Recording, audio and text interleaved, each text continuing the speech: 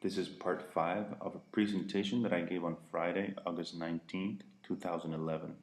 It was held at the Roasters Guild Retreat in Roanoke, West Virginia. The audience was comprised of roughly 200 people from all across the country. This is the Manzano Project, a research project that has been going on in El Salvador for over 5 years now. My name is Emilio Lopez Diaz. Beyond measuring the performance of the different varieties, we wanted to test the effects on the different methods of processing of a specific variety on the final cup.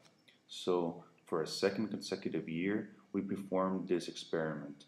The people that have been involved with this processing experiment have been Tom Owen, Chris Schooling, Chris Davidson, Josh Hausch, Ian Cluse, and myself, Emilio Lopez Diaz.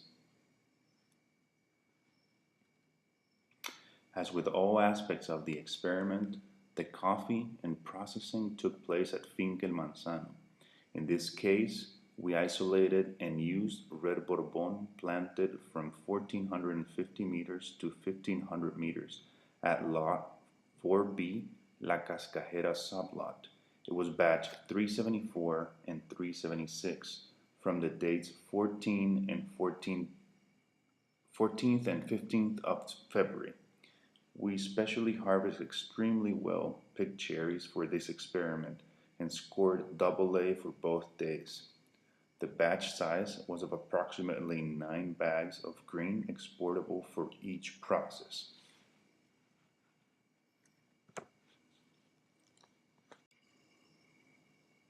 While the definition of processing methods are oftentimes disputed, in the case of our experiment, we wanted to clearly define what we determined each process method to be. The following are listed here. The natural or dry process at Beneficio El Manzano are coffee cherries that went through the mechanical siphon, got rinsed, washed, and sorted as floaters and sinkers, and then directly go to the patio. The pulp natural, the cherries go through the mechanical siphon, then they are depulped and the parchment with the mucilage still on go directly to the patios. In the case of the machine washed, just like the pulp natural, went through the siphon, got depulped but passed through the demucilager, and lastly, the fully washed, just like the pulp natural, bypassed the demucilager and went to the fermentation tank, in this case for 36 hours. Our machines are set up in a way that enables us to use multiple processing methods, as well as effectively distributing that coffee to the patios. So the setup we have has the mechanical siphon in the middle right here, the pulpers to the left of it, and the mucilage remover on this corner over here.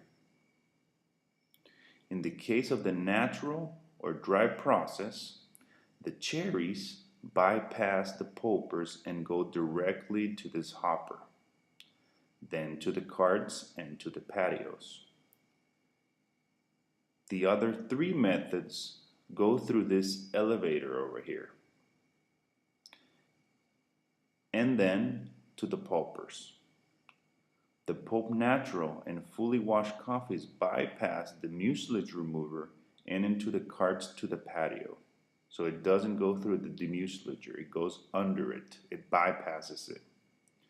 The machine washed does go through the mucilage remover and to the hopper, then to the cart, and then to the patio.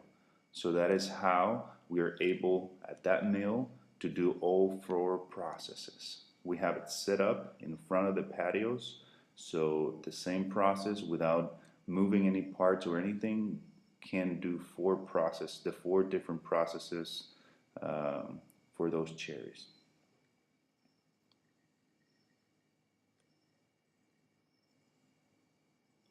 At the commercial level, this was a team experiment, illustrated in the following video.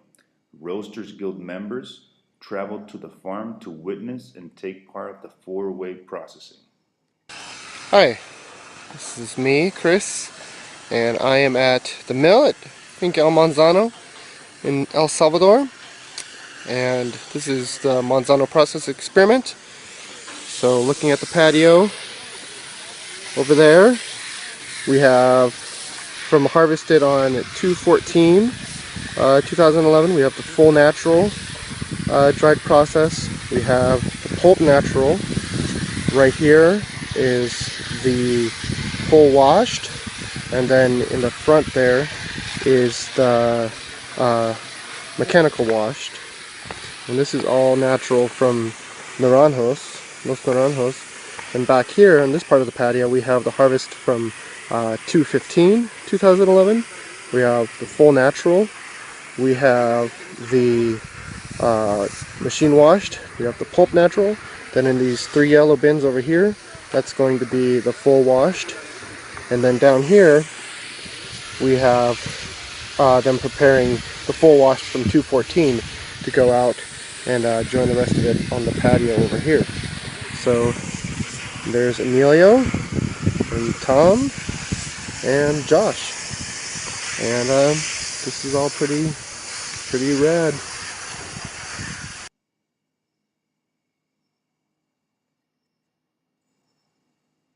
Another video showing how the batches evolved through the days. Just thought of sharing with you guys the progress the coffees have made. This is day number 3 actually. That's what they're doing right now is covering for the night the fully wash. You can see the pulp natural, the natural, and the machine washed over there. Here the natural, the machine wash, the pulp natural, and they're still waiting to put the fully wash on the patio. So that's day number 3. And this is actually day number 5. It's amazing the color difference between the 4 batches, and that's what we got off, or what we got out of the 4 processes: natural, pulp natural, machine washed, and on this side over here, also the natural, the machine washed, the pulp natural, and the fully washed coffee over here. So 2 days, 4 batches each day.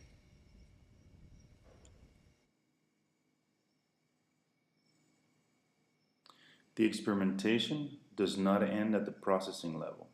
The following slides will describe possibilities for green coffee at the roasting and brewing level. So, the green coffee, once put in the hands of the roaster, can be roasted with the same profile, allowing for an assessment of the differences in each type of processed coffee. The roaster also has the opportunity to note the different developments during the roasting process. He can roast each process for the same amount of time and with the same amount of input or adjustment on each roast. Note how each process progresses to and through the first crack and the final roast development of each coffee.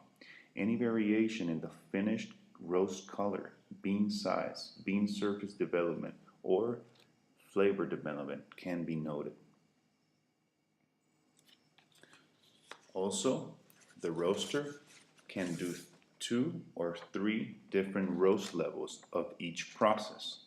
Also, you can note how roasting levels change the characteristics of each coffee. Which process tastes better at a lighter or darker roast level?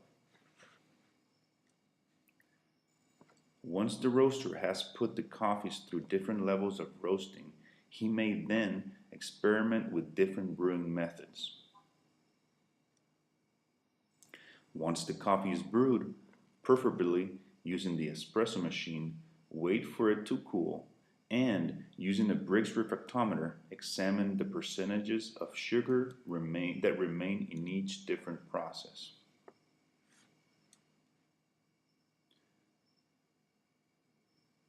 During the Roasters Guild retreat, there were 3 sessions of cupping performed, immediately following the 3 presentations given. We roasted each of the coffees at the same level and allowed the tasters to evaluate the differences between each process using the SEA cupping sheet. The results of these cupping sessions will be shown in part 6.